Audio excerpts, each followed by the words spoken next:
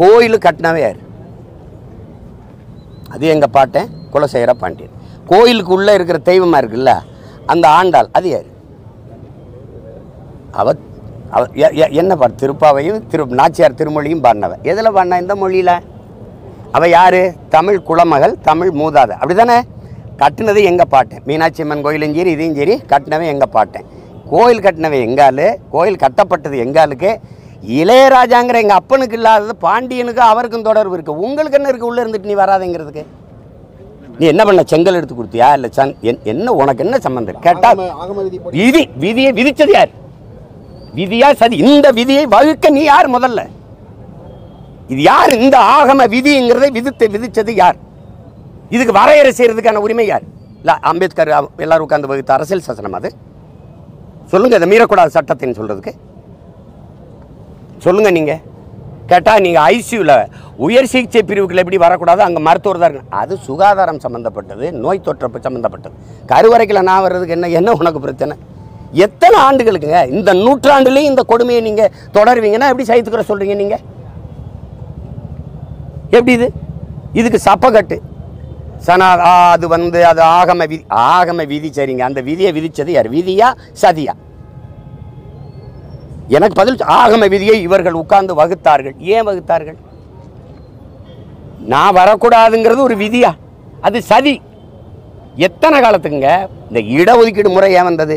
சீமான் இந்த தெருவில் போகக்கூடாது, அவன் ஏழைங்கிறதுக்காக போகக்கூடாது, இந்த குளத்தில் குளிக்கக்கூடாது ஏழைங்கிறதுக்காக குளிக்கக்கூடாது, இந்த கோயிலுக்குள்ளே வரக்கூடாது ஏழைங்கிறதுக்காக வரக்கூடாதுங்கிறது இல்லை.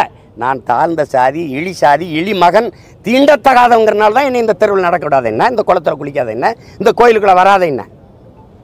அதுக்கு எதிராக எதன் அடிப்படையில் எந்த சாதியை வைத்து என்னையை கல்வி, வேலைவாய்ப்பு, அரசியல் அதிகாரத்தை மறுத்தியோ அதே அடிப்படையில் குர்ஆன் போராடி பெற்றதான் இந்த வகுப்பாரி பிரதிநிதித்துவம், இந்த ரிசர்வேஷன் கோட்டா.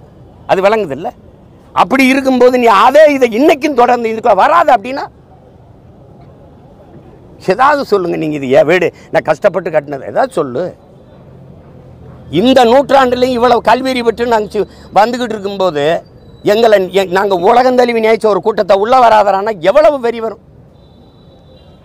சரி, அந்த உள்ளே இருக்கிற ஆண்டாள் சிலையை செய்தது நீங்களா? அது தூக்கி கொண்டு வச்சது யார்?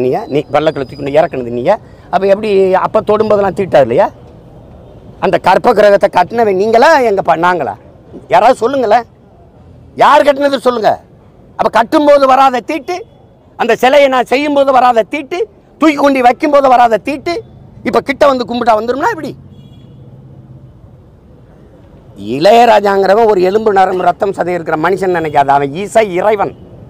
நீ எத்தனையோ அவதாரம்னு சொல்றீங்களா, அதில் அவன் ஒரு அவதாரம். இசைக்கென்று பிறந்த அவதாரம் எங்கள் அப்பன். நீ அவனை எப்படி நீ இழிவுபடுத்துவ? நீ தகுதி பார்த்து எங்கள் அப்பாவுக்கு ராஜ்யசபா கொடுத்தீங்களா? தலித்துன்னு கொடுத்தேங்கிற நீ. நான் எவ்வளவு உயரத்திற்கு வந்து உலக புகழ்பெற்ற ஒரு கலைஞனே நீ தாழ்த்தப்பட்டவனை தான் பார்க்குற. அப்போ நீ என் மேலே சுமத்தப்பட்ட தீண்டாமை, இந்த சாதி இழிவு இன்னும் போகல. பிரசிடென்ட் ஆஃப் இந்தியாவே கோயிலுக்கு வெளியில் நிறுத்தணும் தான் நீ பூரி ஜெகநாதர் கோயிலில். பிரசிடென்ட் ஆஃப் இந்தியா அம்மா திரௌபதி முர்முவே வெளியில் நிறுத்தணும், கட்டை கட்டி வெளியில் நிறுத்தணுங்க தான் நீங்கள். அத்வானி ஐயா மோடி நாற்காலி விட்டு உட்காரும்போது இப்படி திரௌபதி முர்மு கை கட்டி நிற்க வச்சவங்க தானே.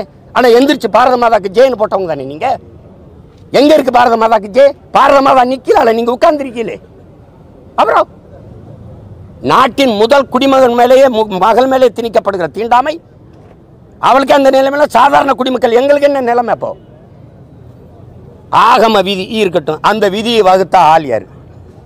அவரோட பேசிக்கிடுவோம். நீங்க விளக்கிருங்க, இங்க வாப்பா அப்படின்னு நம்ம பேசுவோம், அவரோட பேசுவோம்.